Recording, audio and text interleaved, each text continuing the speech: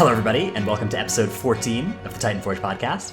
My name is Dratnos. Joining us this week is special guest Squishei of Wowhead. Hello. Glad to be on here. I turned one direction, then I realized that it was the other one on the video that we got here. So, why don't you tell us a little bit about yourself? Well, I work for Wowhead. I mostly handle the dungeon and raid guides and anything related to that section for the website, and also post news and stuff like that. Awesome. Yeah, you were the person responsible for getting our Titanforge podcast article a month ago, if anybody remembers that one, helping facilitate getting that on the site, which was pretty awesome. It was a lot of fun working with you guys, so I'm glad to be on here. And then, of course, joining us this week is Tettles. Hello, I'm feeling a lot better. No longer sick.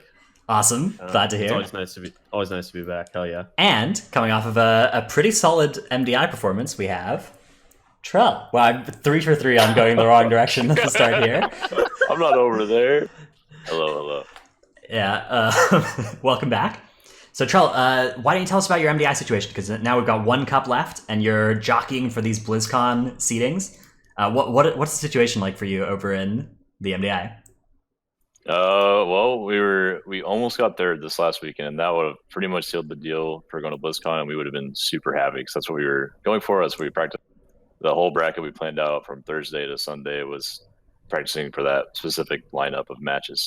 We're happy we got those matches, but we didn't quite get third. And so we have one more chance on this next weekend, which is Cup 3. Not this weekend, but the next after the show comes out. So you're, yeah. And if we get third place there, we have a good chance. However, it's still not guaranteed. It depends on what the fourth place team, which is 40K, how they do with the Cup. So depending on our two teams, how we do, we could land in fourth or fifth, either way. And you need fourth to get to BlizzCon? Yeah, okay. Well, do you think that next week we're going to see, I guess this is kind of spoiling a little bit of a future topic, but do you think that there's going to be full participation from all these top teams next week or next cup, or? There's been lots of rumors going around and players saying they're not going to play in the cup or they're not going to practice very much. I don't think they're going to back out at all. I think every team's going to be there in the third cup. Maybe some of them don't practice because they know they're already going to BlizzCon. We'll see. I think they're bluffing. Okay. And you guys are planning to go pretty hard to try and make this dream come true, right? Yeah, I think I actually convinced my team to stop raiding for a week. Finally. Wait. Wow. Nice. Wait, Sist is posting out well, I guess Vodka is killed because they killed it.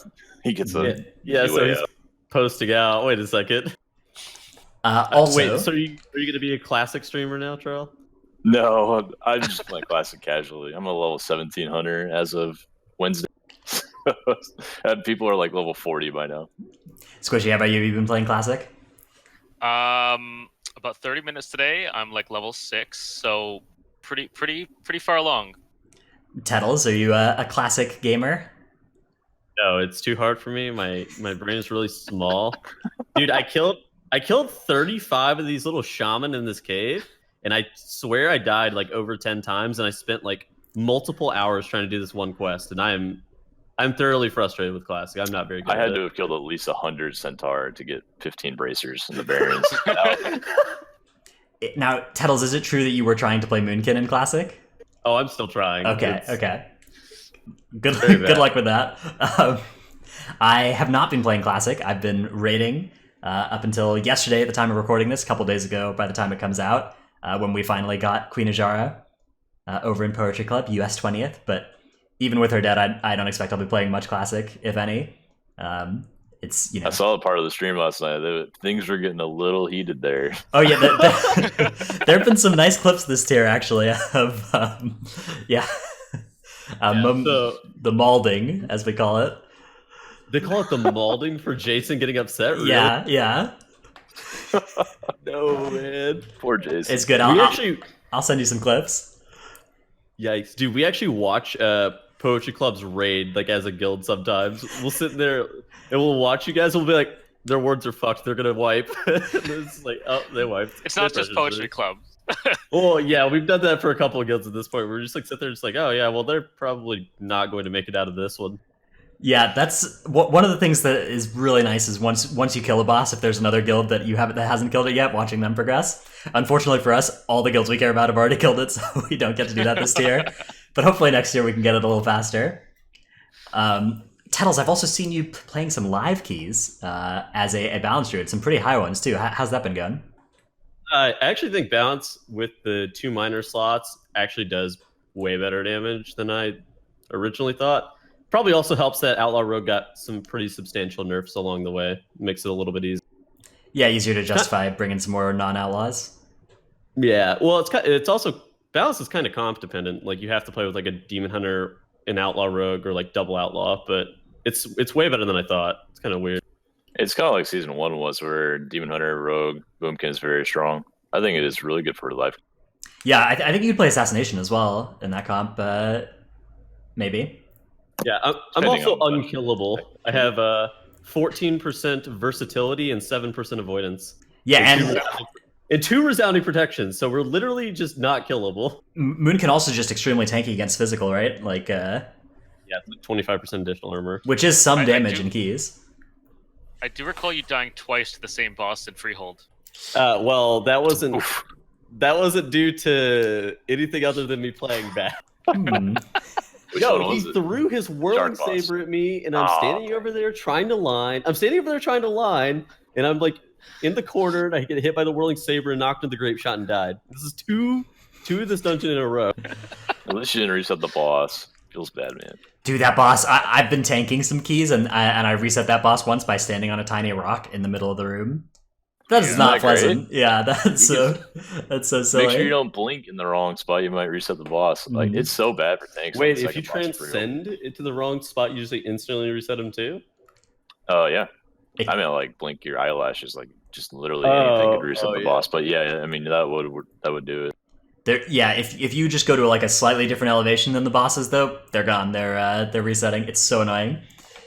All right, let's move on to talking about some of the main topics of this show. But first, let's quickly shout out our Twitter at TitanforgeWow. That's where you can ask us questions every week. We'll tweet what our topic's going to be and if we have special guests before we record, and you can ask us questions there. Another great place to ask us questions and hang out with us in general is our Discord channel. Wherever you're watching this, there should be a link to our Discord channel below there. You can come hang out.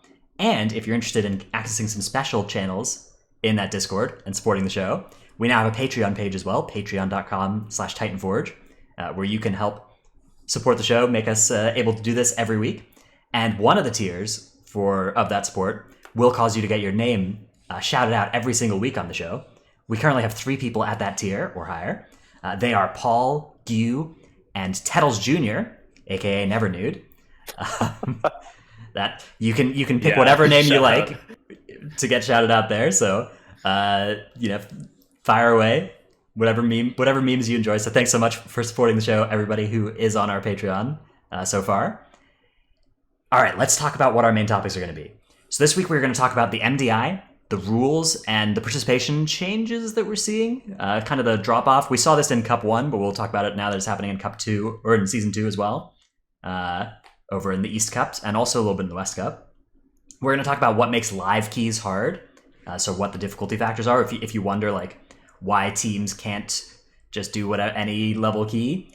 We'll talk about why that is. And then we're also going to talk about, and this is going to be the first thing we're going to talk about, our overall thoughts on Ajar's Eternal Palace now that some of actually, nobody here is progressing that raid anymore, right? Is anybody here on progression in Ajar's Eternal Palace?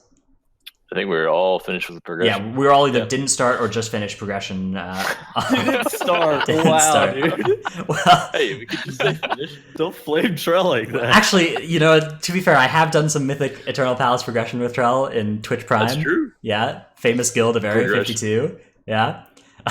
Do you know last week I did that raid as Subtlety, Trell? I don't know if anybody noticed. Yeah. I did a Subtlety key last week too. It was fun. Oh man, we depleted. So wrong. Yeah.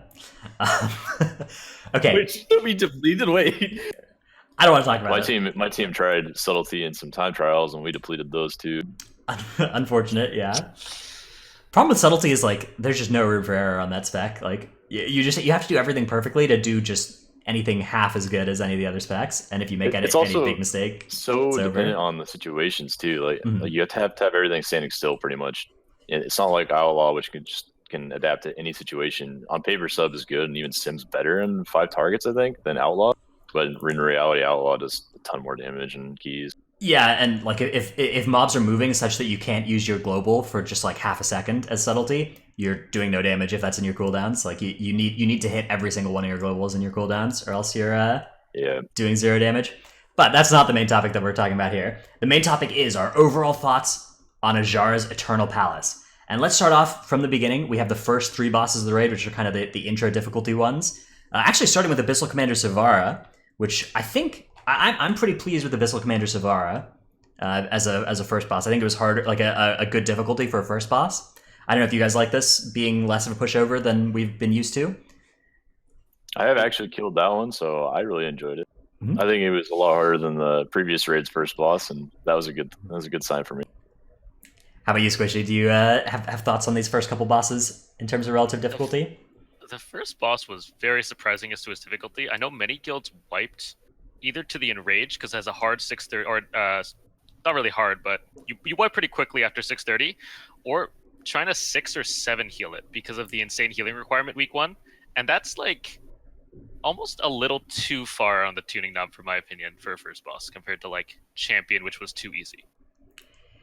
Yeah, I mean, well, one of the nice things about it though is that like it nerfs itself pretty well, so that like, okay, if most, like any guild that was going to progress, you know, through the later bosses was going to be able to kill it day 1, and any of the guilds that couldn't kill it day 1 were going to be pretty quickly able to kill it with neck levels and stuff.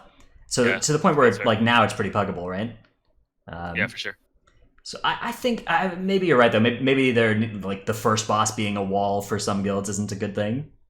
Well, I mean, if you're walking in there at like 415 to 420 item level, the first boss probably should be a little bit more challenging. But I feel like an equality guild should have actually been able to kill that boss with like less than 5 pulls. For us, I think it was a nice challenge. I think it was a nice difficulty. If you didn't do it right, you kind of died. If you did it right, you kind of just scraped through. Well, okay, so alternatively too, Queen Ishara on Heroic week 1 was also pretty challenging for what it's worth. So basically, if you hadn't killed a Queen Ishara Heroic, you probably weren't going to kill Savara on Mythic. Like, yeah, they were tough in slightly different ways, right? Like the number, like if you did Ajara perfectly executed, or if you executed Ajara well, it was pretty easy, right? It was just that there was a lot to execute, whereas Savara was kind of just the numbers were pretty high, and there was stuff to dodge, but it wasn't like complicated mechanics. All right, then we had Blackwater Behemoth and Radiance of Ajara, which were, on the whole, a little easier, I'd say, than Savara. Went down pretty quick. I'm glad that they made Blackwater Behemoth not too hard, because that boss was... it had the potential to be pretty annoying. I could imagine, like, if you were spending days progressing in that underwater environment, that could get pretty lame. But the fact that you were in and out in an hour was pretty nice. Yeah, it's also annoying because the shot is really, really buggy if you're too high up in the air, where like somebody will like randomly get one shot. You're like, what? How did I just die? Yeah, it's, I'm glad it was an easy boss just for that reason too. It's kind of tough to imagine being the Blizzard designers, right? And you're just there, and you're like, okay, what's this game engine we have? What's one of the weaknesses? Well, the Z-axis just doesn't work at all, right? And you're like, okay, I need to come up with an idea for a boss. How about one that has a very finicky Z-axis, requirement? They have to soak something. Yeah, soak something. But like if you're more than 10 feet off the ground, the soak just goes across the ground anyways. I think how it works, and it doesn't go in the line in the midair. Dude, or if you have a pet or you use condensed life force, if you're too high up in the air, it will literally just like despawn it instantly and does no damage. You're just like, what just happened, man? Yeah, like condensed life force isn't hitting anything. Mm-hmm. So a little bit of a thinker on what happened there. I'm not sure. And then Radiance of Ajara, complete pushover of a boss, same as Heroic, just with an extra side. So a little bit of healing and dispelling going on, but nothing going on until we get to Lady Ashvane. And Lady Ashvane, I think, was a good difficulty for a 4th boss in a raid. I think that it was nice. Like it held pretty much every guild for a little while. And for some guilds, it held them for a while. But like, if you were a guild that was held on Lady Ashvane for a while, you probably had a good progression experience through Savara, Blackwater, and Radiance. So that was probably fine. And like afterwards, now that we're in this neck level 65 world, most guilds can now 2-phase it, and that's making it, less of a pain on farmer and stuff. I have heard though that there were a decent amount of guilds that actually got hard walled on this fight before you could actually hit this like 65 2-phase stuff that we've seen a lot of people doing, where there are some guilds that actually have like 250 pulls on Ashvane. Yeah. And it's like, The I DPS think it's check- maybe a little too hard. I'm sorry, go ahead, Squish. It's okay. The DPS check was pretty brutal the first week, and then it slowly goes down, but not enough to where like you can 2-phase it, I think, for those lesser guilds. So you're kind of in this weird like state of you kind of need 65 to push over a threshold, or you need to wait a few more weeks, and I think it could have just been, like Trell said, nerfed just a tiny little bit in terms of health to just make those pushes just a tad bit easier. the strategy on that fight is actually pretty rough too. Just requiring 3 tanks, and that third tank's job is actually pretty complicated in terms of like who is soaking the water logs whenever you're doing it for like a 3-phase strategy. It's not hard for like good guilds, but I could see it being hard for pretty worse guilds that can't 2-phase. Guilds that pretty safely got through like Opulence, Conclave, and Rastakhan into Zarlor, I could see still having a lot of trouble on Ashvane, right? I mean, is it harder than Opulence, you think? It's harder in a different way, right? Like there's this kind of like harsher numerical challenge that Opulence like didn't really have, right? Yeah, I think it's different. Ashvane, like you're pretty like you basically your kill pull has to go pretty perfectly and has to have people doing pretty good damage if you're close on the numbers. Will it get nerfed any further from here? Do you guys think? Is anybody expecting to see like a package of nerfs in the next month or so? I don't know, seeing at least one more though. What do you think, Squishy? I think they will. But the thing is, this fight, because the shield size is based on her health pool, if you touch her health pool by just a tiny little bit, that nerfs every aspect of the fight. The bubble phase will last shorter, you'll get less bubbles, and she just has less health that you need to burn through. So I think maybe like 5% off her health, and that's it. And I think that'll fix the fight for most guilds. Yes, I think that fixes it for everybody pretty much. 5% would definitely be a pretty big thing.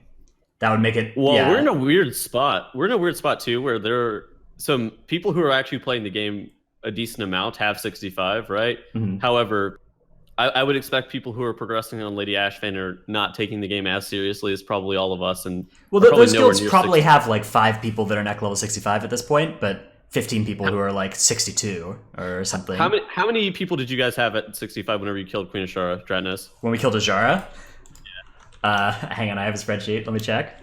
We had 17. Like, When did you kill it? Sunday. Sunday? Okay, yeah. We killed it yesterday, and we had So before the reset. Yeah, 15. Of Yeah, which 2 of them were new this reset. Yeah. So exactly, but like, so people who are taking the raid pretty seriously are already 65. But if you're still on Ashvane, you're probably a little bit more casual of a guild. Like your guys, like 1 day a raid guild, like 1 day a week raid guild. How many people do you guys have at 65? Like what the hell? Probably like 4 or 5 in Twitch Prime. Our 1 hour a week mythic rating guild is currently progressing on our 6th poll on Ashvane next week. So Next week, very yeah. casual. It's not this week, right? Because there's a classic or whatever that everybody's doing. Yeah, we didn't raid this week because we're playing classic. Very casual. We did have one raider not show up to raid because he was playing classic. Is that why Jason was so like mad? It certainly put a bad note on the start of our progression. That was on Monday that happened. Yeah, dude, that's rough. Yeah, it was certainly unexpected. I think it was Anyways, so yeah, Ashvane nerfs. I think Ashvane and Ajar are the 2 most likely bosses to get hit by something like a 5% nerf in the next month. Other than that, I wouldn't expect many of the other bosses to see changes, except for maybe Zakul. Zakul is a boss where I could see something other than a % health change coming in. Zakul would be like Delirium damage nerf, probably. I think there are also like some of the push timings with Zakul they could interact with. So Zakul is... Yeah. And we're skipping ahead a little bit, but we'll come back to Orgzo and Queen's Corp. Let's talk a little bit about Zakul. Because Zakul is this boss where my biggest complaint with it is that like coming out of phase 1, there's about a 5-second window where you want to push the boss into phase 2. If you push too late, you get a Manifest Nightmares cast with your first Manic Dread, and that's really annoying. And if you push too early, you get a second set of Summoners. Or sorry, if you push too late, you get the Summoners. If you push too early, you get that overlap. Okay. And So so you have to sit there and hold DPS. yeah, for a long you're sitting time, there. right? At this point, we're holding DPS for 20, 25 seconds, something like that. The last time we killed Zakul, and that's not. I think that's a pretty annoying part of fight design. So I hope that going forward they design fights where like every time you push phase, it just completely resets all the cast timers or whatever, and it doesn't I agree. rely on previous information. the issue with it is that they're on global timers, right? Yeah. It's the reason that it always ends up happening. Like I feel like stopping DPS is such just like a lame thing to have to do, and it's happened so frequently lately. Like it happened on Gahoon, it happened on Jaina, it's happening on Zakul. Like you just have to end up like sitting there waiting because you can't have a really bad overlap. It happens on Ajara as well. On our Ajara progression, we were stopping DPS in phase 1, phase 2, Yep. not phase 3 or 4, but you know. In phase 3, we would stop DPS on a Myrmidon, but that's different because there was another target to be DPSing at the same time. But in both phases 1 and 2, there's these moments where you stop DPS and there's nothing to DPS for a couple seconds. Yeah. At least there, it's only 5 seconds and not 25 like it is on Zakul. Again, it's just global fight timers. Well, at least on Queen Ashara, it's because you have to go soak the orbs, and like once you start pushing faster, you'll miss that overlap. So it is beatable, right? Well, you need to push way faster because you need to beat the cutter cast that's before then, because the cutter goes away at a fixed time, true. and if the cutter is still there in the intermission, that's bad news. That is a good point. The phase 2 push you could maybe make faster, because you basically the Ajara pushes in this weird way where she pushes like 7 seconds after she reaches her health breakpoint. So you need to push her 7 seconds or more before the abilities you're trying to skip. Otherwise, you're still going to get the abilities and you're going to get the intermission at the same time. The thing is, if you push faster, then you have this issue with ward soaks not being up at the right time, and then you're losing ward soaks throughout the fight. So it's just like, where do we go from here? Because while some abilities aren't on the global timer, your debuff for soaking the wards is. Yeah. So then your wards are going to start falling.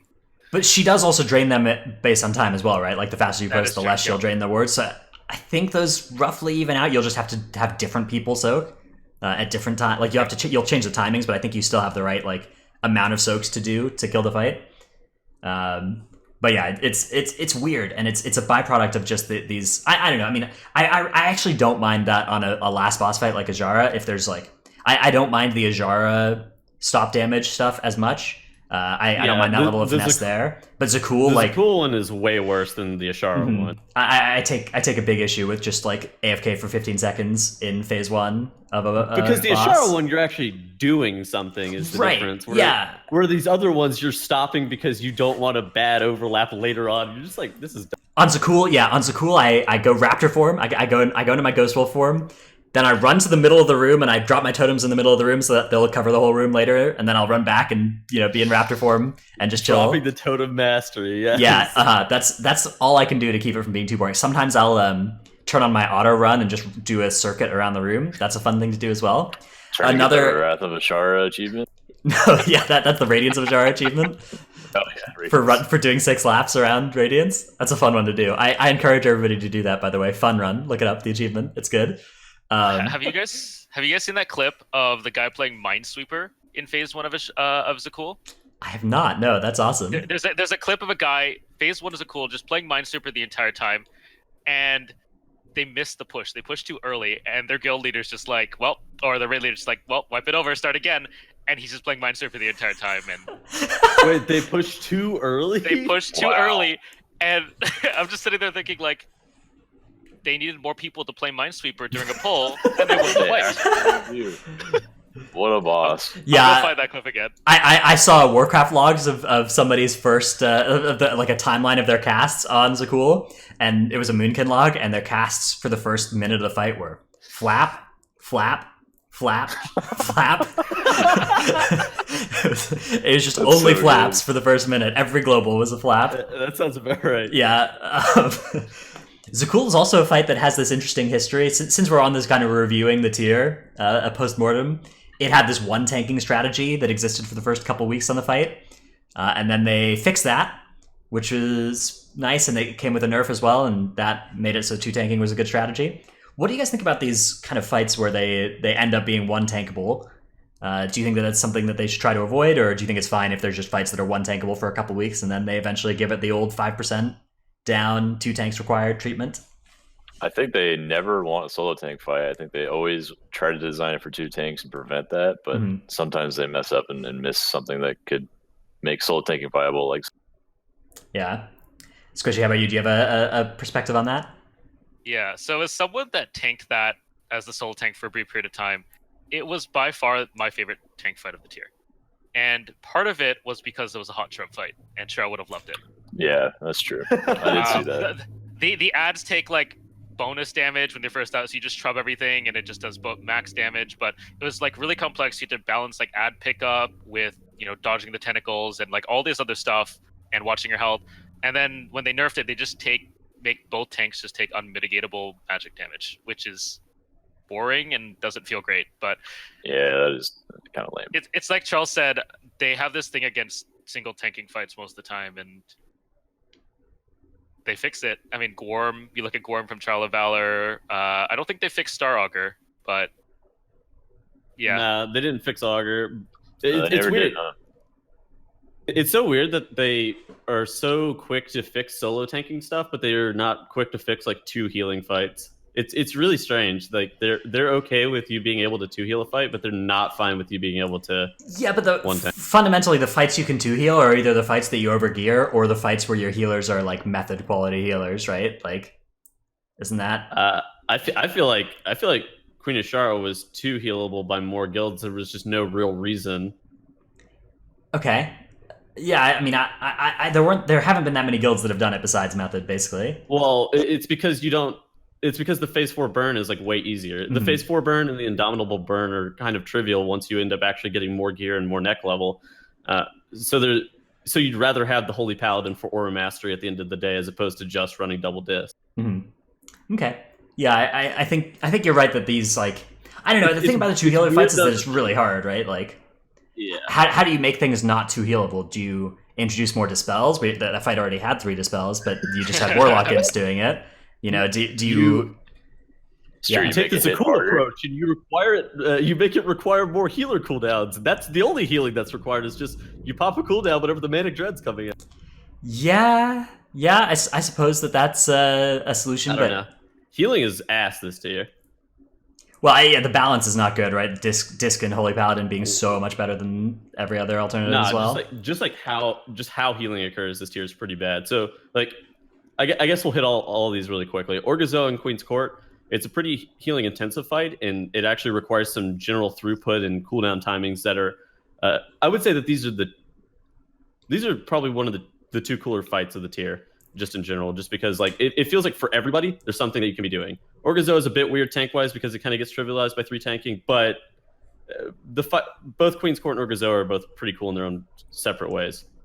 Yeah, Orgazoa, if you were 2 tanking, was really hard to tank. And it is one of these fights where the difficulty for the tanks was way higher than for the DPS, but that's kind of I don't know, tanking difficulty is weird. There's some fights that are just straightforward to tank and some fights that are hard to tank. Orgazoa with 2 tanks was really hard to tank compared to how hard it was to DPS. Yeah, okay, so then Zakul and Queen Ashara from like a healer perspective, Zakul is I drop my barrier /link /healer cooldown at Manic Dread timings specifically, and then I'm just kind of AFK hitting the boss beyond that. There's no throughput that is actually required on that fight beyond just like dropping a cooldown. And it's the exact same for Queen Ashara. They're both like either you get almost like 1 hit to 100 from 100 to 0 with 0 way of being able to fix that issue, or you're 100% health like the whole entire time. And there's like, because like if Queen Ashara could be solo healed, technically, like the throughput is there from Resto Druid. Like Resto Druid could solo heal that fight, but then you just don't have enough DR from barrier, or you're missing it from War Mastery, right? So there's no chance in hell that you would ever solo heal that fight. In those 2 fights, like Queen Ashara, I think will probably go down in history as one of the worst healing fights of all time. Maybe not just worst healing fights as well. It might be one of the worst just modern fights that they've made, like since Cataclysm or whatever. People hate that shit more than Kill Jaden. It's fucking obnoxious. I liked Kill Jaden, and I like a lot of fights that people don't like. I liked Gahun. I liked Kill Jaden. Gahun was just ass to farm. Gahun wasn't really bad. Yeah, Gahun was. I agree. It was annoying to farm. It was a fight that did not become easier during farm, which is a good quality of a boss fight. I think is a fight that becomes easier during farm. Yeah, I agree. But I think progression on Gahun was really fun. I don't know. Outside of phase 1. Queen of Shara is weird because Queen of Shara and Zakul are both like. Okay, so Zakul is reliant on people who go down into the Delirium realm to not die. And basically, if those 6 people don't die, the boss just instantly flops. Mm-hmm. Queen of Shara requires your whole entire raid to not die. And if somebody dies, then you're probably going to fuck up your wards. Like, There's so many ways to wipe on Queen of Shara too. Oh, the charge spear missed the shield. Wipe it up. Oh, Warlock dispel screwed up. All right, hit the boss. Wipe it up. Like, there's just so many things. Oh, back end into the boss. Back into the beam. back into the ward to reset my stacks. Yeah, there's just so many ways, and then if you do that, it's just not recoverable because you retain your stacks through death. So like you take 8 stacks, you're dead. Or you pull the Poetry Club special and you drop the tear on the console. Oh, no. Yeah, that was rough. The baits. You're like, who baited that? You're just like, oh no, dude. Yeah.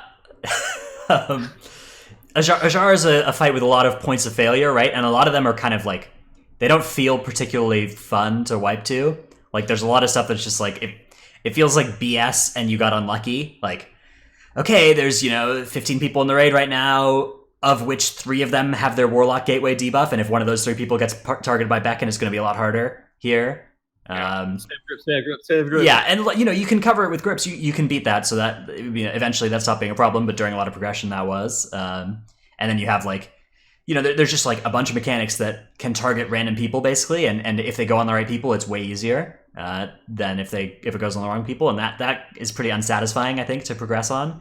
And it also means that just most of the time you pull the boss, you're not going to have interesting stuff to do, and then randomly you're going to have these butt clenching moments when you actually get targeted by all the abilities and you have to do stuff, and that's not even that fun. You're just really worried about wiping the raid, because if you make a big mistake there, or if you make one mistake, you wipe the raid. But then most pulls you don't actually get to do fun and interesting hard stuff either. There's still this big RNG thing in phase 3, I believe, where depending on which way the beam goes, that dictates which ad you go to second and which ad to third. And if you go to the left ad first, second, that is a harder DPS check on the boss than if you go to the right ad second, because of when they put the last shield up. So it's like, if you go right, you get plenty of free boss damage. I think on early progression, it was 5% bonus boss damage going to the right first. Mm-hmm. Now it doesn't matter so much because DPS is so much higher, but that still exists. And as far as I know, and that's just why? Yeah, it doesn't make any sense whatsoever. I don't understand why Vena Scalestorm or whatever is differently coded than the other one on the other side. Yeah, they should just have the same shield timings as each other. It's so messed up. I guess that did Blizzard envision us going to all 3 of them and DPSing all and being at all 3 at the same time somehow? Was that no way, because you're not gonna get enough charged spears. You got some extra Myrmidon. Maybe you're gripping them around, or a tank is bringing them to the different. I don't know, dude. I'm trying to understand what they were thinking with making the left and right ads different.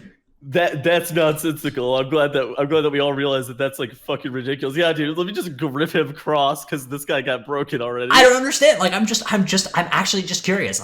What the thought process is, because you can't have multiple Myrmidons casting charge spears at the same time, or that wipes the raid either.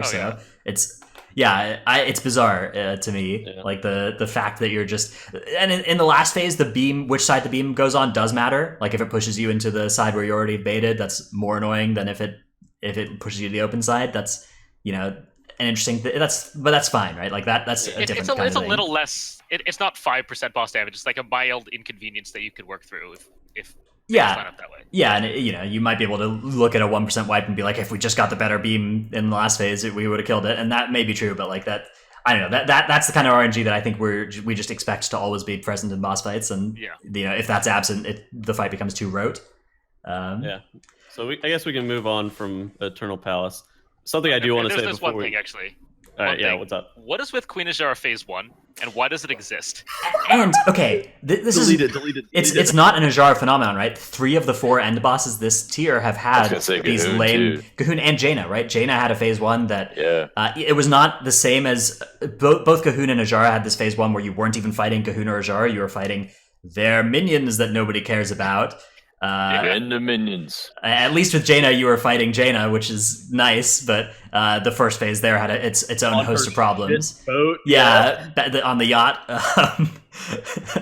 Like Gul'dan and the Nighthold, they just removed phase 1. It was gone. Yeah, Like phase 1 was awful on Gul'dan as well, and they removed it for Mythic. Gul'dan, And- that was so cool. Like you're fighting him on Yeah, Mythic for the actually- first time, and he just like shatters his thing, and he's like, we're not messing around. This is Mythic time. Like, and that made the fight feel more awesome, right? Because you were just immediately fighting Gul'dan right from the start, and then all of phase 1 happened throughout the phase 2 of Mythic or whatever. Yeah, these phase 1s are just like, don't lose anybody to battle res due to dumb stuff. Yeah. Like a lightning orb, or in Cahoon, oh, I missed the orb, wipe it up. It's like, okay. Drop the ball. No. Yeah, so Oh, I ran the wrong direction with the orb. Wipe it up. What was that? That's a special one.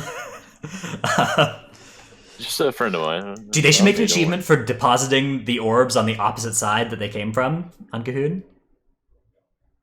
Wait, can you do that? Maybe. I don't know. They should make an achievement for it. I thought they despawned if you walk down the platform. Yeah, but maybe you could do it with like a transcendence right at the end or something to the other side. I don't know. It's an idea. Maybe you have okay? like 2 priests lined up, like grip, transcend while you're Yeah. midair the whole time. Keep them midair. Mhm. Sure. It would be cool. Or cast flap so you never hit the ground. That's the play. Good call. That would be a cool normal achievement. But back to I actually these. think Yeah, good. I actually think it's a shame that so many top end guilds are dying right now too, though. Yeah, but there are We're only kind- a we're couple kind of per in a tier, weird right? We've had an uncharacteristically high amount in NA dying within this expansion because we've had like DNO now Encore, right? AK, Wildcard Gaming. F's in the chat for Wildcard Gaming, yeah. Instant Dollars died too, right? Yeah. It's just like all the top end guilds are just hurting right now, which is weird. Yeah. Everybody's going to vodka and limit. Mm-hmm. And now we've got this classic thing that's going to presumably like kill some of the mid tier guilds too. I'd expect because I don't know, like if you lose like 5 people off your roster to go play classic or whatever, that's a guild killing amount of people to lose if you don't have a solid plan in place for what you're going to do. Let's just quickly cycle back to talking about these phase 1s of end bosses because it is kind of a BFA phenomenon, and in practice for us, for players like in our guilds, it's resulted in these phase 1s that are extremely boring, where there's not like a big thing you're learning. They're very fast to progress, right? You progress through phase 1 in a night or 2 or less.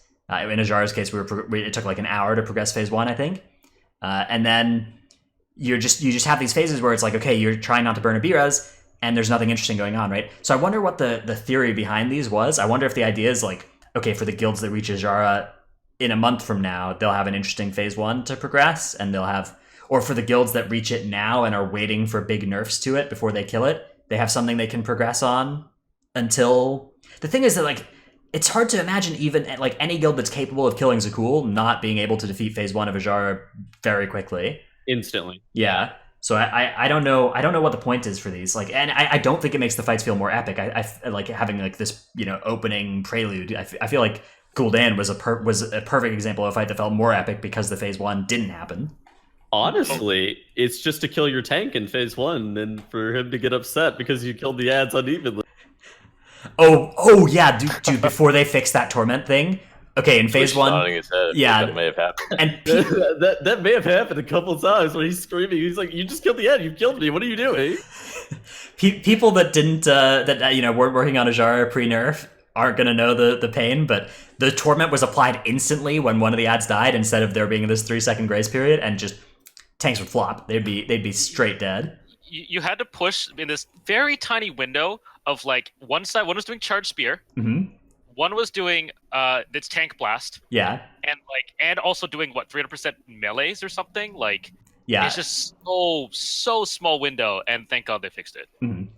I cannot believe that one made it to live and lasted more than like the first week of progression. That should have been one of the world first hot fixes. It's not even hard. It's like stupid. Yeah, it's easy. It's easy and stupid, and like you wipe to it a little bit, and you don't feel like, okay, I wiped to a fun mythic mechanic. You feel like, okay, I've wiped to this game being dumb. Has been meleeed at the very end because we killed the other ad at the bad time. Like what? So yeah, I would really love to see a departure from this BFA end boss paradigm of these boring phase ones. Because honestly, like phase 2, phase 3, phase 4 were not that bad on Ajara. That they just every single time you'd had to have done this annoying phase 1 first. Was phase 1 of Argus actually fun? I don't even know how. It wasn't bad. Enjoying it, yeah. It was like it had the mechanics. The room with the scythes and the pools. The death cone. You would get the buff. I guess it was kind of cool because you would actually get those buffs. You get the Sargeras' Fear and Sargeras' Rage as well, and then you would pick up the Storm or the Water buff, depending on what you were. I guess it was kind of cool because of the Storm and the Water buff, but then I guess phase 2 was kind of sense in the fight to me. It's like, normal as well. Natural. It's normal for phase 1 or for the first phase of a boss fight to be easier than the later phases, right? Like that's we're not arguing that phase 1 should be the hardest phase of the fight. In fact, phase 1 can be significantly easier than the last phase, but it can't be like boring, easy, dumb. Like those are not words that should apply to it. Yeah, I think there's two things that Gahun and Ashar did that were questionable. It's like, one, you're not fighting the boss. Mm-hmm. Argus, you're actually fighting him. And two, it's you have these stop DPS moments at the end of phase 1 where you're waiting for something to happen. With Gahun, you're waiting for this stupid number on your combat timer. 128. Or else every other mechanic would not light up properly. Mm-hmm. And for Ashar, you're waiting for this beam that you can't push. You have to stop DPS. You're forced to do it because beating it is just completely unreasonable. So all these things combined just make it not a great phase, in my opinion. Yeah. Compared to and there have been some fights where phase 1 has been like where you spend a lot of time progressing. Like Gul'dan was a fight where phase 1 progression, you probably progressed like the amount of pulls per percentage point was probably fastest in phase 1, but it was not that much faster than phase 2. And that, I don't know. What a great fight. I love Gul'dan. Let's get that one back. Okay, let's advance though because we do have other topics to discuss. All in all, I'm pretty happy with Ajara's Eternal Palace. Especially like I think Orgazora, Queen's Court were actually gems of fights in this tier. I agree. I would have liked Queen's Court to maybe be a little harder, but at the end of the day, I guess there's not really a good knob for them to turn to make it harder. So Queen's Court was a really nice example of how something such as area denial can make a fight so much more complex. Yeah. Because it really area denial, and then it was just strict timings throughout the whole fight. It was just a dance that you learned, and that was really fun actually. You had to watch out for like the overlaps with like the sparks and stuff like that too. It's a pretty cool fight. Yeah, so big fan of those fights. Ajar I think will go down as the worst end boss since Xavius. Do you think it will be actually remembered that poorly? I think so. Maybe people will argue for Gahun being in there, but I liked Gahun, so I won't. I mean, you did just kill it last night, so maybe it's a little bit skewed in your memory. Maybe, but I feel like if you ask like any of the limit or method people, they'll tell you that Ajar was awful. Yeah, sure. It was awful, but it also doesn't have like a huge pull number to like back it up on like being terrible. Right? Maybe Kill Jaden will be something that people yell about being worse as well. I like Kill Jaden. Was remembered poorly because it cost 550 wipes or 700 wipes or whatever the fuck it cost some guilds. Plus the fact that it was actually just not great. Yeah, I quite liked Kill Jaden, but that fight was fucking terrible. But my guild was also like not playing that sick either, so I have a very skewed perspective of it all. Yeah, maybe I'll have and also Ajara suffers from coming right after, like both Ajara and Kill Jaden came right after really good end bosses, right? Like Kill Jaden came after Gul'dan, Ajara came after Unat, and these were fights that I think were pretty well received, pretty universally. Among the like top 100 community or whatever. Okay, let's talk about the MDI. Let's shift away from Raid and talk a little bit about the MDI. So Tettles, you have written on our favorite site Wowhead an article called "MDI Rules That Would Improve Class Diversity" (open parentheses opinion close parentheses). Why don't you tell us? Why don't you tell us? You have to say parentheses. Look. We have audio only listeners that would benefit from this. Don't complain, or I'll start telling you which letters are capitalized. Oh boy. Okay. Oh Lord. All right, Tuttles. So why don't you introduce our segment here and tell us about this article that you wrote as well? All right. So basically, it was more of like it was an opinion piece. So basically, there's some people who will end up saying that the MDI should be looking to do more from like a back end to be able to improve class diversity specifically inside of the game, because class diversity is it's a very important thing for the viewership because they want to see their class represented. And basically the the initial point of this article is to talk about some of these rules that could change inside of the MDI specifically that would actually affect class diversity and how they would actually fare. Because for a lot of these rules are pretty bad and will end up making the MDI just like strictly worse for a lot of people, whether it be participants or viewers. I think it would make it just like strictly worse. However, there are some rules that would actually make it more interesting. Engineering gear, Mechagon gear would actually be one of the notable ones that I would say probably should be implemented. Now, where'd you get these specific rules in your article? Just from talking around the community, or did people ask you to talk about these specific? So map picks and bans and spec bans, or I would say that I've seen those a lot just around. I don't even know, like Twitch chat, just from being thrown out by players, right? Like, yeah, they had this in MDI. Being thrown out by players. Like there's also like an MDI Discord that I think we might all be in it. It's like an open Discord. Mm-hmm. There's a specific MDI Discord where people will end up posting feedback and people will talk about some like different stuff. And I think these are things that I've seen in there sometimes where whenever I look at them, I'm like, there are some major logistical issues. So I guess we can start at the top where it says no two of the same spec. Okay. Realistically, I actually don't hate the no two of the same spec, but I think it ends up just creating like the same issue where you end up running the same 5. You end up running the same comp every dungeon. One of the interesting things about this article is that you wrote it like before this most recent cup, and in this most recent cup, I think we saw a lot more diversity among comps. Yeah, there were some comps that would have been hit by this rule that were not double rogue, right? Like double unholy in some spots would not have been playable. You'd like any of those maps where some teams played double unholy and other teams played one unholy. Like I think you'd actually have seen less diversity in this cup if there's no two of the same spec rule was implemented. I think almost every dungeon you would just see like Windwalker, Rogue, Unholy, and you wouldn't see teams able to play 2 Rogue or 2 Unholy Mace when the other team wasn't, right? And it's interesting because we're coming off of this time when everybody was playing double or triple Outlaw, but now that we don't have that huge class design problem anymore, I think no two of the same spec actually would reduce balance or would reduce diversity and teams' ability to make a choice now. I think also part of it is due to the fact that you also have to have melee kicks in every single role. Yeah. I'm thinking in my head here. Yeah, it could like potentially push Havoc Demon Hunters into play more if you have the. It's gonna be melee, right? Everything you think of is gonna be a fucking melee class. Like everything else is ranged or enhancement shaman or field druid. Yeah, elemental shaman or yeah. I mean, there are some interesting comp. Like you could play like elemental shaman, Havoc.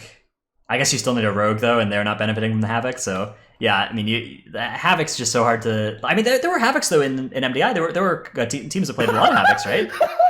Yeah, Trell played triple Havoc, sure dude. Were. Yeah, so but there were teams that were unironically playing Havoc as well. Yeah, we actually did play one Havoc in our Toldagor because it just matched up with the Frost Mage Rogue Havoc combo pretty well. Yeah, that's a season 1 comp as well. It was good.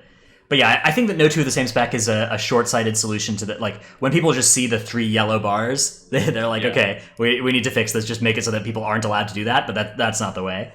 I think I would agree. I think Tettles, you've always had this statement that's like it's a class design problem, not a rules problem. Well, it's also dungeon design too. Like shoehorning everybody into only playing melee is just like a bad thing in general. I feel like. The fact that we have 0 range representation, like at all, like Mage, Hunter, and Moonkin are all playable. Okay, well, Moonkin will never be playable in MDI. Mage and Hunter should technically be playable in an MDI situation. Elemental Shaman could potentially see play at some level in MDI, but the fact that you need like all of these kicks plus like the utility of Elemental Shaman is kind of lacking. Plus the fact that it can't be fucking Night Elf. So it's like there's just like a slew of issues with the whole entire design of it, where it's like it's a big game issue, so it's hard to fix. Squishei, how about you? Were any of these rule changes look good to you, or do you have any specific insight as to why some of them would be especially bad?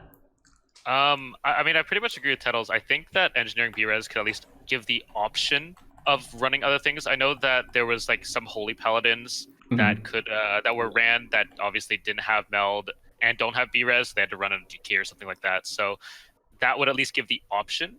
Will it be ran? I don't know, but if people want to try because they're comfortable in Holy Paladin or they think it's some kind of new meta comp, they're almost encouraged or not as punished for trying. Yeah. I would say that that's 100% the case because Mistweaver Monk, we actually saw it have some decent play, and Mistweaver Monk is like by far the best healer in Waycrest Manor and Underrot for just like Ring of Peace. Way of the Crane is fucking stupid, and Disease dispels in those dungeons is nice as well. Disease dispels in those dungeons, yeah, exactly. And they get facilitated by having the DK in the group in the meta for the res.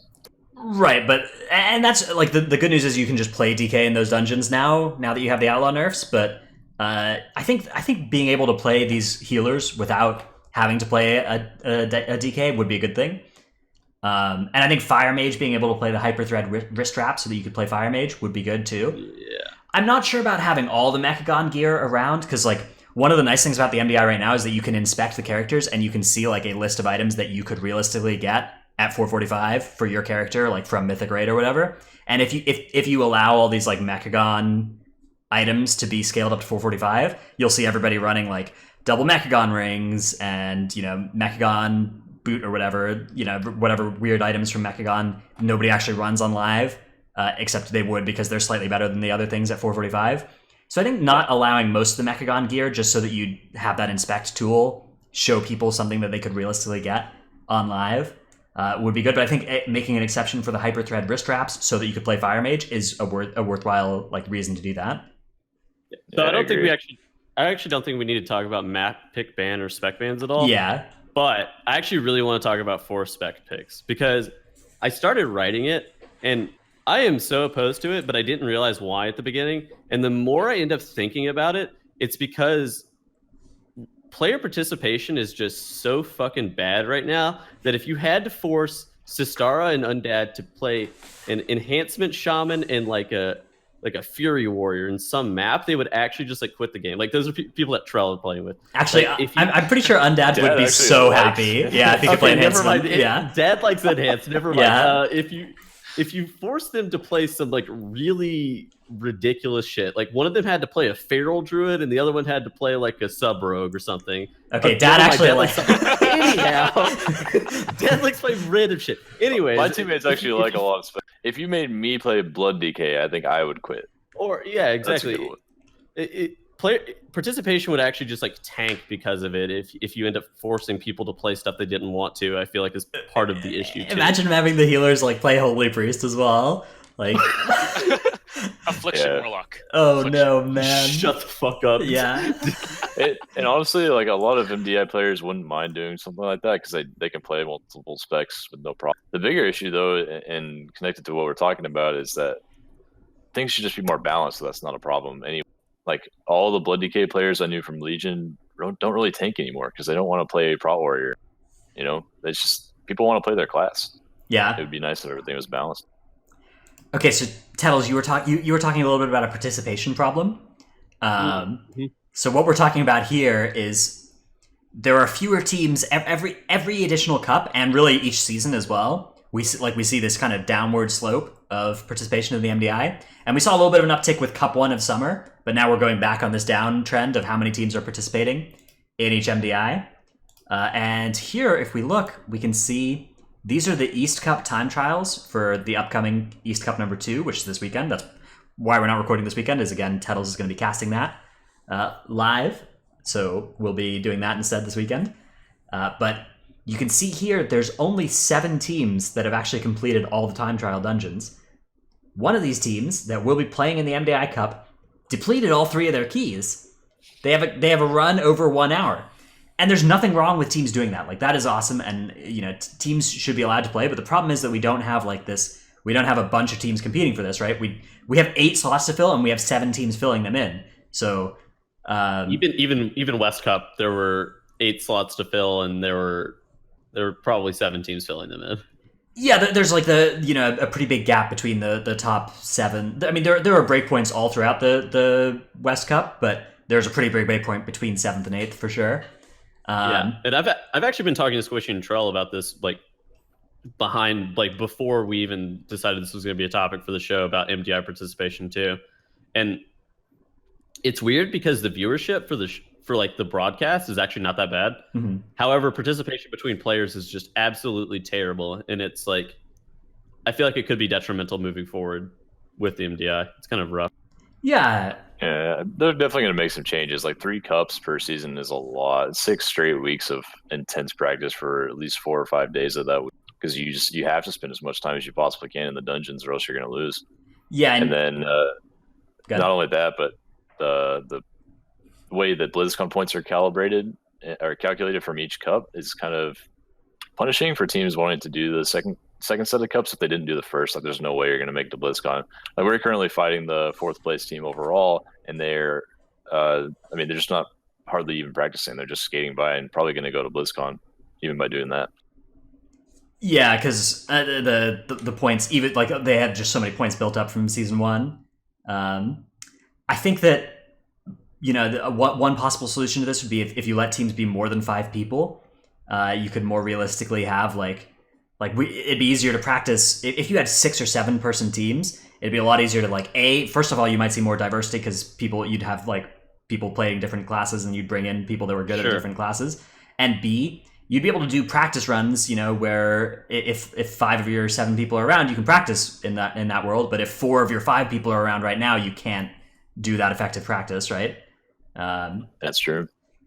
As weird as it is, I also think it kind of gets stale with there being so many cups. It is turned into less of a fun little tournament and more of an esports thing. And I know Squishei ends up writing a bunch of articles for Wowhead. You told me that the viewership for coverage of the MDI is just atrocious, right?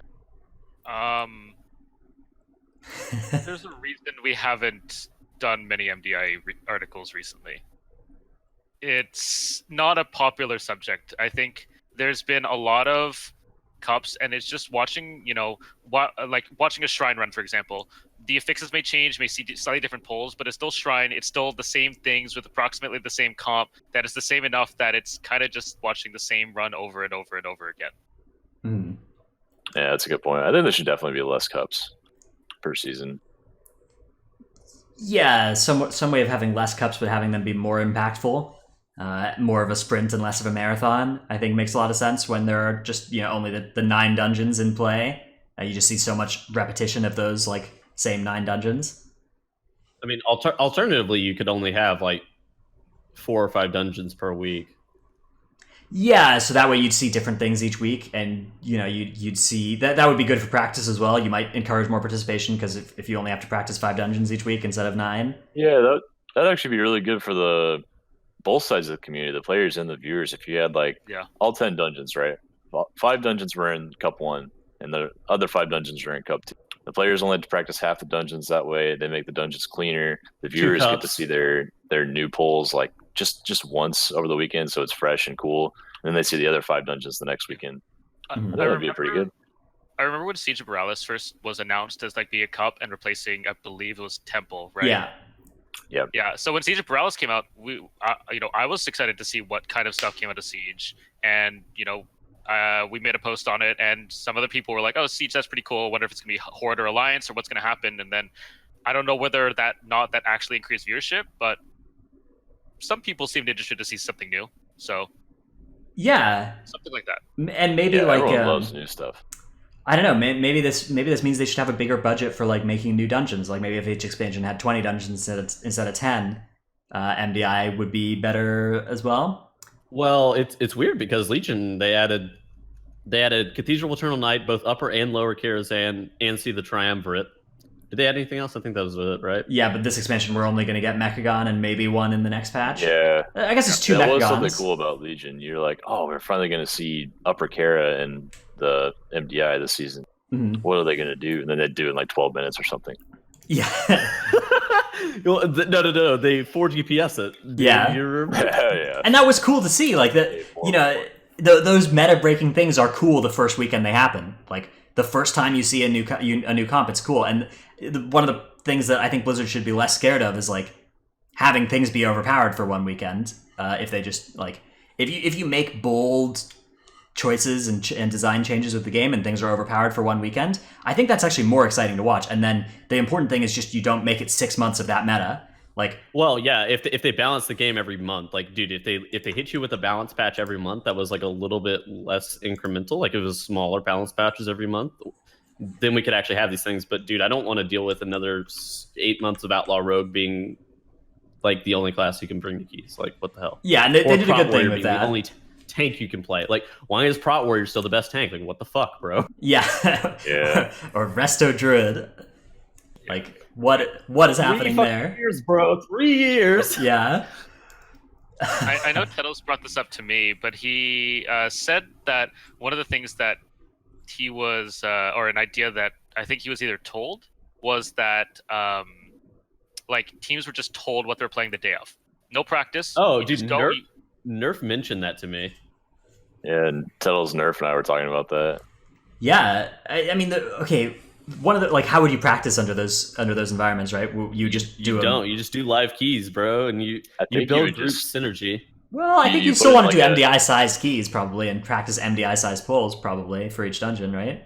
The template, you'd have like a template per dungeon. Yeah, and you'd try to make probably- a fortified 18 teaming or something, and make it just like an average key without extra affixes, and make like solid pulls out of that, and be prepared for variations. That'd actually be a really cool format. I think you'd practice like you'd practice a route for each dungeon, and you'd at least think about what you were going to do on bolstering, and then other affixes that change route from that, and like you'd think about a comp for it. I don't know. It's an interesting idea as well, though. The thing is, though, you'd see like scuffed gameplay, right? Like you'd see more. I guess you'd probably see smaller pulls, and you'd see them succeed more often. I guess because people wouldn't try these huge pulls, would they? As long as the players are okay with it, I don't really care, because right now, viewership is viewership seems fine, but like the player participation seems like it will end up causing an issue in the long term for the health of the MDI. Like if people just do not want to participate, then it will actually just be innately just terrible. All right, let's move on to our third and final topic of the day. Live keys, which you were just talking about, doing those as preparation for MDI. But of course, live keys are a different phenomenon than the MDI. One thing that we have just learned is the affix rotation. I believe we have the full one now, maybe, if nothing has changed from PTR. Like, this was the last week that we hadn't seen on PTR. Started now, right?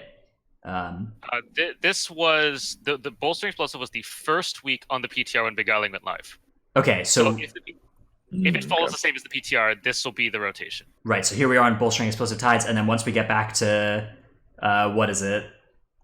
Bolstering Grievous Fortified? Is that the first one that we had this patch? Yeah.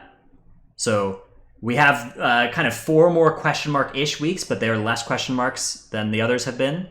And we think we know the whole schedule now for Beguiling keys. Now, a lot of these weeks are pretty rough, huh? These are, like, okay, first off, anything that says Void under Beguiling type, which, by the way...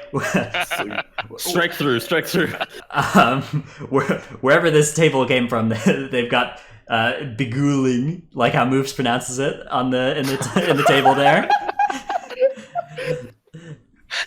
It actually is Beguiling. Beguiling. Moose was right all Moofs, along. yeah, he knew it.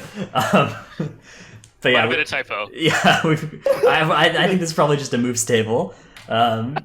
Okay, so yeah, any of there are some hard Beguiling weeks, and then there are some hard non-Beguiling weeks as well, right? Like we're looking at Bursting Necrotic Enchanted, Tyrannical is another week that's just hard. There's a lot of tough weeks here that are not the Void weeks as well. All in all, I think it's a pretty hard calendar. It's pretty hard to push this season. I think mostly just because Beguiling is like an extra affix relative to Reaping in terms of like the number of affixes that will cause you to be slower and wipe more often. So yeah, live keys this season. I just noticed 3 of the enchanted weeks are with bursting. I was just looking at that too. Oh yeah, that's bizarre. I guess those kind of patterns just Yeah. are guaranteed to happen if you're like it's kind of hard to just Probably randomize something, these yeah. things and stop that from happening. And like if it wasn't that, it would be like, okay, 3 of the tide weeks are skittish or whatever. But I prefer would like bursting that. with enchanted, not with void. So thank you. yes, yeah, Very true. Yeah. Maybe That's that probably, was that's probably intentional. part of the reason that they did it, is because bursting literally just cannot be with void, because I don't know. Did they actually put bursting with void at all? There's quaking's worse. Yeah, we have void quaking, we have void grievous, and we have void necrotic. Like all of those are annoying void weeks. The only void week that isn't affected by one of those is teeming volcanic void, which is teeming void. So that's also what happens hard. when Tettle stands in a volcanic? True. I mean, Krakatoa, bro. I don't... okay, yeah. Just heal me. But I guess one heal. The question we're trying to answer here is what makes live keys hard. So, Trell, what makes live keys hard? Honestly, this season and from the pushing I've done so far, it's pretty much if it's a void week, it's a hard week. Otherwise, it's doable and there's ways to play around it. There's still a lot of challenges you have to work through and figure out how to deal with all the beguiling situations, like how to pull this pack without aggroing the tides at all, or how to keep the tides out for this entire pull without straining your healer too much so they can also heal, or who's going to take care of the enchanted in this pull while all these intense mechanics are going on with 4 kicks required and stuns and whatnot. So it's definitely like a hard season overall, and the void weeks just make it exponentially harder. Especially because we're all playing Horde, right? And we don't have access to Shadow Meld, which I imagine the Alliance has just got a different experience with void weeks than we do. If they're like teams that are pushing with 5 Night Elves are just having a different life than we are. There's a team that's pushing with 4 Night Elves and a prop paladin, and they literally just skip every void. And it's like it's a whole different world for Night Elf players. It's crazy how different it is. Mm-hmm. You just think about all the ridiculous void packs, like the one right in front of Volcall, the famous one. You just skip it. The boss is definitely going to be 2 minutes long, and that's the CD of Shadow Meld. So you Shadow Meld in and you Shadow Meld out. Easy. Well, okay, so it's not only just the Void Emissary itself, but it's also pathing and strategy around beguiling. So it's actually nice that Tides Emissaries actually end up giving 4 count, because it makes count so loose in a bunch of dungeons. However, you can't path around Void Emissary in pretty much every dungeon except for Freehold and Natalzar. It's like pretty much not pathable around. You have to actually fight them at these like choke points, and even at Taldazar, they put that shit Void in that Volcall pack because I don't know. They put Void Emissaries at choke points because they don't want you skipping them at all. Yeah, there's the fun one as well. Just that like this week in Atal, that's just like at the top of the stairs to Alunza, and it's just like, okay, here's a void that's not next to anything. And they have them in these weird places, like King's Rest has them some weeks as well, where there's just like a random void after the gauntlet, and you're just like, okay, there's not. It's just like, okay, after the Zool gauntlet, it's just like, what the fuck? It's just like, like, why is that even there? It's time to fight a void emissary now. Like, no, you don't fight that one at King's Rest. You literally my favorite is King's Rest. At the end. Just walk right by it, LOS, and fight the boss. There's the one that shows up some weeks after the first gauntlet, after the first room. Yeah, and that one you're just like, time to fight a void now, or pull back the construct onto it. Yeah. We had the Temple of Sethralis Dervish one this week on Tides. Mm-hmm. It's literally on the stairs in the double Dervish pack, and you're just like, dude, how do you expect us to live through that pull? Like, and these void emissaries are not like LOS it.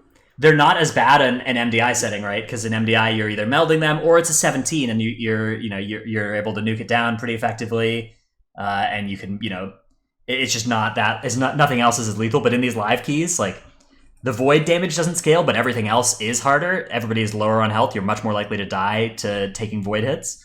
And the void is living for a lot longer. So, that's a big factor for making live keys hard. This is an interjection on that, but I just wish Blizzard would have designed it with the opposite philosophy. Like, put a void emissary next to the good packs that people are going to want to pull to encourage them to maybe go somewhere else or continue doing their normal route. Just add in the big island instead of putting it at every choke point and hardest pack in the game that people have to skip to survive. Well, because when they designed it and when they placed them, they weren't giving count, right? They only gave count late in the process, right? So I think they were originally like, if we put these in out of the way packs, people aren't going to engage with this affix. They did some real math as to like how to make sure that you couldn't shroud past it and stuff. They're like, well, all right, this was cool if they tried to get past. Yeah, they forgot about distracts, but they fixed that a couple weeks in. Yeah. So what do you guys think about optimal comps versus like shit comps for pushing? Because that can actually make some keys really rough, especially on roles that are very important. I know Dratnos loves to run the Restoration Shaman, Protection Paladin comp. Yeah, often no rogue as well, and those, you know, it's fun. It's fun to do those keys, but you certainly feel like, you know, the comp is a huge factor in why, you know, the you're having to, like, you have to do so much more work on a lot of pulls, and there are a lot of pulls where you're just like, okay, you know, we can do this because it's a 17, but we couldn't do this in a 20. I think it's a lot worse comp wise. Like if you don't have a Wrestler Druid for some of the worst Tides packs, yeah, that thing is coming. That thing is coming with the pack, and you have to find a way to deal with it and survive a Shadow Bolt volley or if you don't have a ROP, like I've only played with Brewmaster Monk this season. I've literally only played with Squishei, Trell, and Trance, and all three of them play Brewmaster Monk. So we always have Ring of Peace. But like, if you didn't have a ring, like, how would you deal with some of those packs? Yeah, it's hard. Like Tides, Defiler before the third boss and Underrot. That's a pack that I've wiped to many times on many different weeks when there's a Tide in there. Because 2 of the 3 weeks there's a Tides in that pack for some reason. Yeah. And like there are options to deal with it, but you have to, like, if you don't have the Mage, the Druid, the Ring of Peace, it's like, it's way harder than if you do have one of those things. And those just, like, sorry, go ahead. Oh, okay. It's basically just like single target on a void. If you go high key level, that thing starts to get 3 million, 3.5 million, 4 million health, and most of them are not in the spot that you can line of sight, which kind of defeats the purpose of the ability. But what are you gonna do? You just have to kill it. There's also fake walls everywhere too. Yeah, like Motherload after the first boss. It's like, yeah, this big pillar, that's not line of sight, you know. And my favorite is Goblin line of sight spots. Like, there's this void in Underrot where a Goblin can line behind this half pillar and nobody else can. I'm sure gnomes and stuff can too. But I was just like, yeah, guys, it's safe. You know, come stand on X. It's line spot. And all 5 of us stood there and 4 of them died, and I was there living. I'm like, yeah, it's fine. You can just jump and lava burst and then jump back down, and you're in line again. I was doing a freehold last night, and there's this void that's next to like the Ludwig pack that's in like it's near like the Brine Scale Patrol pack with all the yellow mobs and whatever else.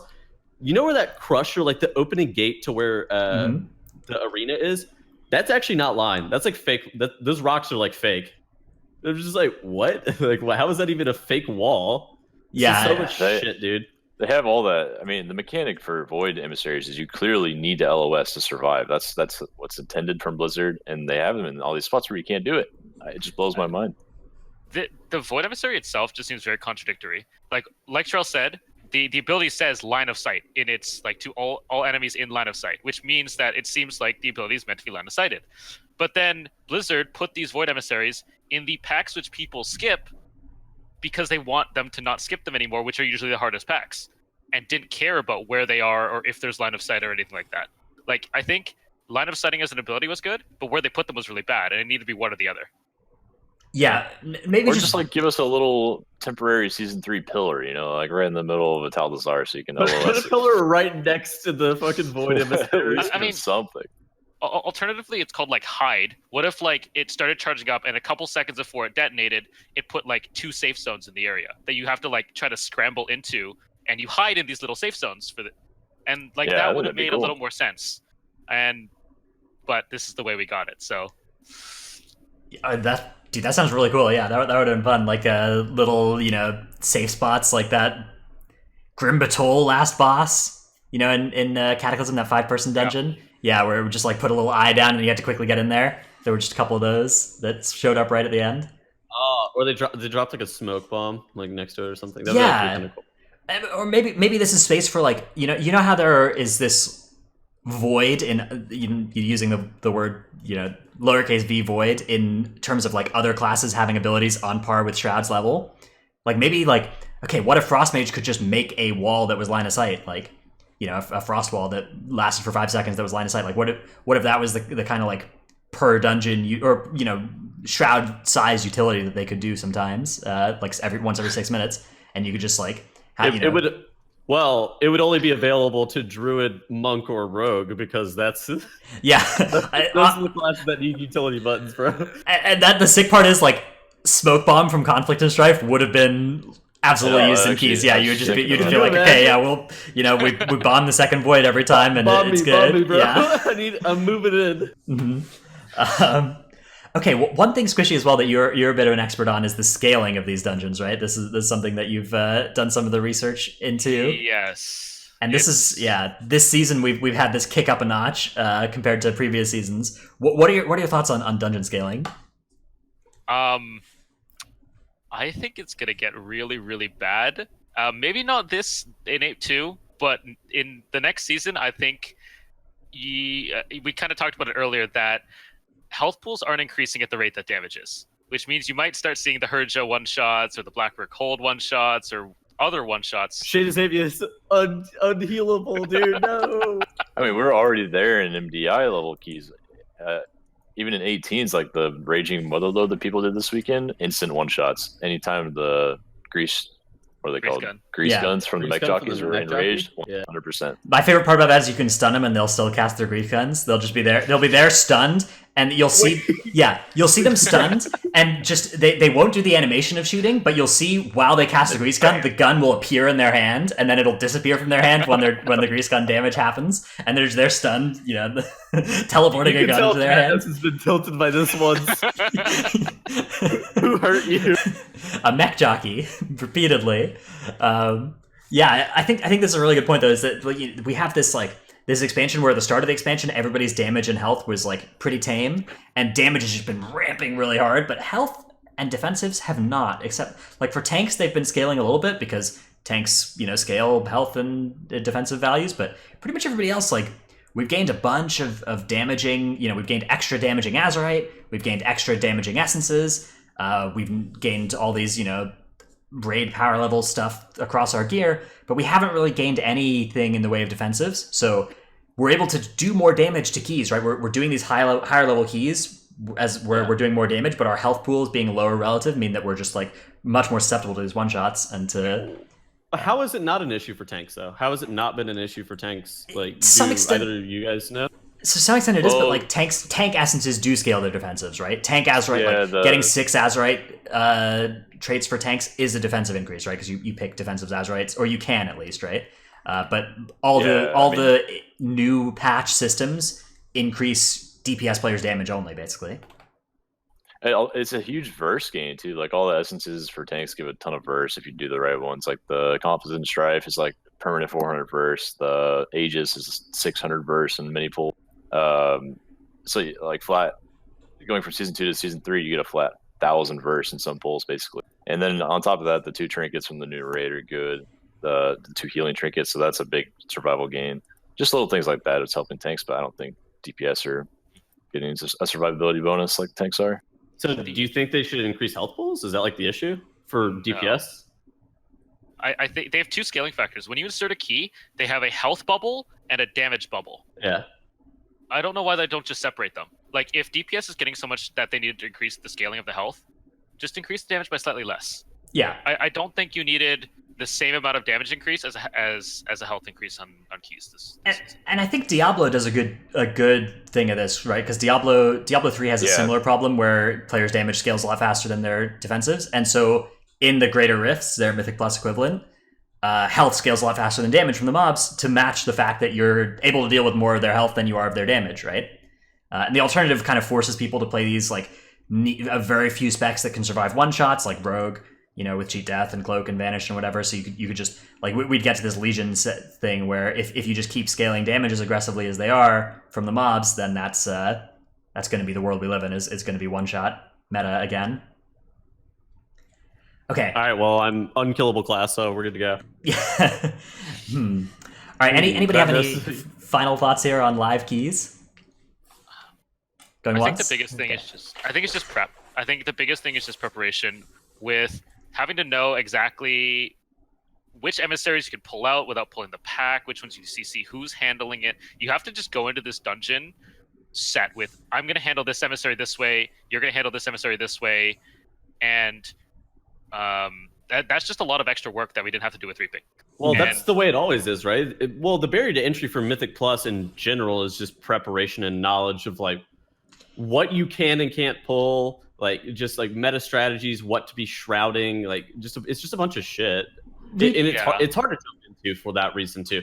It's similar to PvP in the sense of PvP has just a bunch of old relics of the past, mechanics that work in certain ways that nobody would know unless they PvP'd for prolonged periods of time. Mythic Plus is similar in a completely different way. It's just if you don't know what you should be looking to shroud, then there's no chance that you're going to know without running with like a good group. Right, but I think Squishei's saying that like beguiling in particular, you need to have like everybody on the same plan for each emissary. Unlike reaping keys, you could kind of just like each time you did a pull, each person could do things that they knew were good against that pull, and it would be fine. But with reaping, like everybody needs to know, all right, we're focusing this void, or we're lining this void, we're rooting this tide, or we're focusing this tide, we're ringing it or whatever. Like you need to know what you're doing with each emissary, and everybody needs to be on that same page before you start each pull. You can't kind of just like figure it out mid pull. You can't kind of realize that like, okay, I should kick this, and I've done this dungeon before, I know I should kick this. It's like so what you're telling me, is that I can't pull the first 2 packs in front of the first boss of Borealis and the boss on Sanguine. Probably not. I tried that, and it was not what we were looking for. Oh no! I hit a fat anima, and I was living, but the rest of my group very quickly perished. Yeah, I think this is a seasonal affix that much more than reaping, maybe on the same level as infested. You kind of need to have done the dungeon this week with that group before you can time it at a high key level, and just have talked about everything. Yeah. Just to give an example, like Tettles and I did a freehold, and the double Ravager pack, right in front of Harlan, there's a tides there this week, and before you have to have like when you do that without a tides, you get like 4 or 5 CCs, and then you get the double Ravager down like pretty easily. Especially this week with bolstering, you have to rob the tides out, CC that out of the way, get all your CCs, and then do double Ravage correctly, or else you bolster them and you're dead in the water. So it's just like beguiling just complicates so many things and adds like 1 or 2 extra steps that you have to do every time that your group has to be ready for. Yeah, it's obnoxious. All right, let's move on to questions and answers. We have some from our Discord and some from our Twitter. Our first one comes on Discord from our patron Nevernude, who asks, what are the good and bad changes for MDI since its inception? So since the beginning of MDI, and titles that as an MDI caster and competitor, I think you're kind of a good historian for this. What do you think about the different changes that the MDI has gone through since its inception, and what are some of them? So one of them, I would say, is the fact that they actually allow you to play whatever class or you want or spec you want in between every single game. I think that was a big one. For a while, you were actually locked into like they had like a class pool system, and then you were locked in the same comp for all 3 dungeons of that pool. Mm-hmm. So I think the fact that you're actually able to swap comps in between every single match is a pretty big deal. That's one of the better changes by far. Yeah, I think moving away from the map pick system has been good too, because those were that led to this kind of like everybody practiced the first map and then their pick, and there was a lot of like non-games in those 2 and 3 games in MDI before. And it was still a best of 3 back then, but people would be given a first map for sure way before the cup, and they'd practice the crap out of that map to be sure that they would win the map, so then they would be able to pick the next map. Yeah, I think it was. Yeah, and so that way you had 2 maps that you for sure were going to do as long as you won the first, and that you were extremely prepared for. And if you lost it, you pretty much lost the best of 3 because you wouldn't know what the second map was. Yeah, I'm so much more happy with the way it is right now. We actually see a lot more 2-0s. And we're actually seeing like the better teams like winning as opposed to like these 2-1s where you just like rock paper scissors the first match. It was really dumb. So I think that was a good change as well. Squishei, how about you? Do you have anything you've identified as being a good change for the MDI since it started? I mean, along the same line, maps just now have preset affixes for the week. So you only have to practice the dungeon with this affix instead of back then. I think the winner got to choose the affix. Is that right? The loser got to choose the affix. That was awful. Okay. Yeah, and then you had they would always Dr. J always pick explosive, bro. Yep. Like stop. So just knowing what you're getting into, so you can practice that instead of having, what's the loser? What kind of affix are they going to choose? Or we have to deal with Grievous or Sanguine or Explosive, and yeah. It was like bursting. You could only pick between certain ones. It was like quaking, bursting, skittish, or explosive. And basically, if you never practiced the dungeon with explosive or bursting, you had absolutely no idea how to deal with it. All right. Next question comes from @SaneTweet, who asks, Any advice on how to handle on-death affixes and pugs? Any bolstering, sanguine, or bursting week becomes a pure nightmare pretty quick. My perspective on this is like, if you're in a group that you can't easily coordinate, first off, just don't do the hardest pulls with those affixes. Like, if you're the tank or whatever in these pugs, just pull slower, pull like, one pack at a time, and pull, so that you're not in a position where you can bolster something out of control. Don't rely on your group to do priority damage. At a couple spots in each dungeon, you're going to kind of be forced to do that, and if you need to, you just kill half the mobs, die, and kill it again, I guess. I don't know.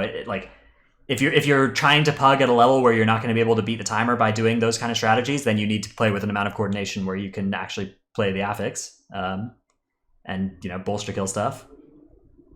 I think a big thing is people will see the well-practiced teams pull off these crazy bolstering pulls or bursting pulls and be like, I could never do that in a pug. And I think one thing that people need to be sure of doing in pugs is just to take an extra step of safety, like move the pack farther back away from the other mobs that would potentially bolster it than you think is necessary, or CC one mob in this big bursting pull to show your group that you're going to need to separate the bursting stacks, remind them, this is the affix, so you actually have to be concerned about this. Mm-hmm. I think it also help if you actually get the mobs grouped up a little bit tighter. I think it's a pretty big deal to actually, if your mobs are like spread too far, a lot of classes actually can't get very good cleave, and of course we'll end up either, for bursting's case, we'll end up making it a little bit easier, but in stuff like bolstering or sanguine, it could actually just be pretty rough. I know sanguine specifically, you also want to kill back to front if you're kiting a pack. Yeah, meaning that like the very tail end of that pack that you're kiting should be killed first, as opposed to like the front mob, so they don't walk all the way through your sanguine. All right, next question comes from @Kovrob13, who asks, with the new season's affix schedule, or affix shuffle rather, do you think they managed to bring the weeks closer in terms of difficulty? So again, that schedule we think is, not this one, it's this one. I think the answer to this is yes. I think that there's like a lot. Last season there were like 2 clear great weeks, right? There was like Fortified, Bolstering, Skittish was the good Fortified week, and there was like Tyrannical, Raging Volcanic or whatever was the good Tyrannical week. And there were like a couple of there were 2 like medium weeks for Tyrannical and Fortified, and then there were like a bunch of bad ones. And now they're just all bad. So they're closer in terms of difficulty. All right, well, very well put. That's kind of what I was thinking. It's like they brought the top end down, I think, because they took away the best weeks, but they also kind of brought the bottom end even worse down because of Void or stuff like Teeming, Quaking, Fortified Tides. Like, Trell, I asked you about this earlier. That week doesn't sound fun as a tank, does it? No, it doesn't. That'd be pretty rough. I think it's reasonable. Like, if thinking about it, it's probably okay next to other weeks, but it just takes so much preparation, like we talked about. Mm-hmm. I think that like the weeks will be closer, and I think like one of the good things is that like I think the push weeks were worse than this. I think it's better to have all the weeks be bad than most of them be bad and a couple be good, because I think it does suck to feel like you aren't effective. Like, and the nice thing about this is pretty much every week you can feel like you can actually like push keys relative to the other weeks, and so I think it's good even though they're all harder. But yeah, it's there's not easy weeks anymore. Yeah. With them bringing in the MDI fan favorite of Bursting Necrotic, I mean, how can you go wrong? Yeah. That is by far the best affix combo of all time. How did that one make it through? Like, I feel like there should be a proofreader of these affixes that just show them the 2 affixes and are like, are these a rough, like, is this combo unfair? Like, they just need to ask that question before they make these.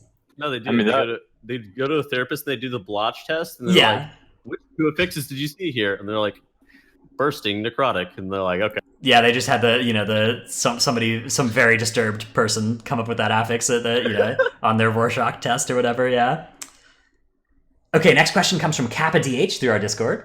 Considering what happened to now in Method EU versus Abra, do you think there should be a pause sort of mechanism in MDI just to prevent unfortunate situations like these?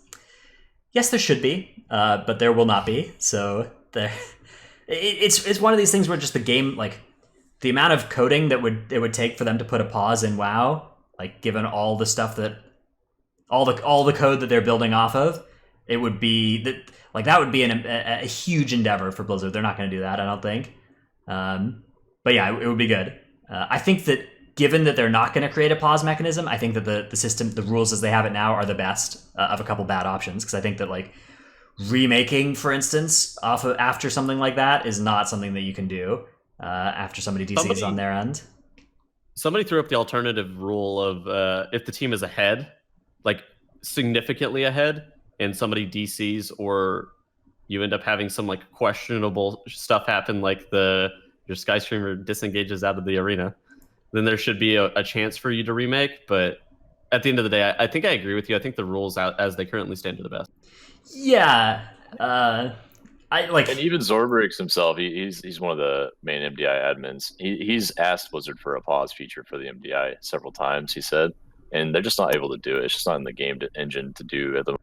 So yeah, we'd be talking about like a huge investment of resources apparently to create a pause feature. So it's not. Yeah. The pause button comes whenever World of Warcraft 2 comes. Like, yeah, new game engine. Which, you know, I'll play that if it has Mythic Plus for sure. I'm about it, yeah. Unless it has Resto Druids. If there are Resto Druids in that game, I'm out of there. Count me out. I've had enough. All right. One final question we got here from Arrow on Discord, and then we'll close out our show. Do you think a Shadow Meld nerf would help fix the lack of faction diversity in the MDI? If so, what would be an appropriate nerf to the ability? Let's just do a lightning round, because I think all of us have the same answer here, which is yes. Let's just answer with what we think Shadow Meld should be. Squishy, you can go first. What would you nerf Shadow Meld to? I honestly have no idea. Okay, all right. I'll go first. We'll get to you last, but yeah, put me on the spot there. My nerf is give it a 30-minute cooldown. 30-minute cooldown Shadow Meld. Tettles, what's your nerf Shadow Meld? You can't drop combat, but you're still able to gimmick abilities like drains and other abilities that are targeting you, but it shouldn't drop combat. Okay. Trell. I think it should be straight up banned until they fix it. I think it's like lots of MOBAs and esports like Dota 2, they ban classes until they figure out how to balance them. Like they straight up just make them unavailable for competitive play. And Shadow Meld is clearly like way too good for every affix, in my opinion. So I think it should just be X until they find a solution. Yeah. You have Dwarf, and then you also have Arcane Torrent, which are both good racials. Yeah. They are good racials. Human was used this MDI too. Human was used this week because people were using Every Man for Themselves because it breaks stuns. So people were getting stunned by the Lashers. Yeah. Because they were pulling it with the tides, and they were human racialing it. It was like, that was actually a really good play. I liked that a lot. Yeah, and having the racial diversity, like the main problem is just Shadow Meld is so OP that it's also affecting class balance too, right? You can't, like, whether or not a class can be a Night Elf is probably the biggest thing for whether or not you can play a class. Like if Resto Druid could not be Night Elf and Mistweaver could, I think you would see mostly Mistweavers. And that, yeah. All right, I have an answer. Okay. Just a threat drop. Just drops your threat to 0, just like Soul Shatter used to be. Okay. Just removes all threat. Cool. I can see that. Yeah. Night Elf tanks now have a questionable button on their on their racial active. I actually hit that sometimes by accident because I'm used to pressing my Blood Elf racial on live, and I'm like, oh, you guys are dead. Does your whole group like instantly die? Oh yeah, they all instantly. Yeah. See, nothing's gonna change. Love it. It's great. Love it. All right, that's gonna be all. It's not used, but yeah. That is going to be all for us this week, though. We'll be back next week for more Titanforge podcast. Again, we're still going to be not live for the next 2 more episodes after this, and then we'll try and go back to live recordings. But thanks so much for being on our show, Squishy. It's been a pleasure to have you here. Thanks for inviting me. It was great. And I had a lot of fun. Tettles, Trell, and I will return next week. For now, goodbye. Goodbye.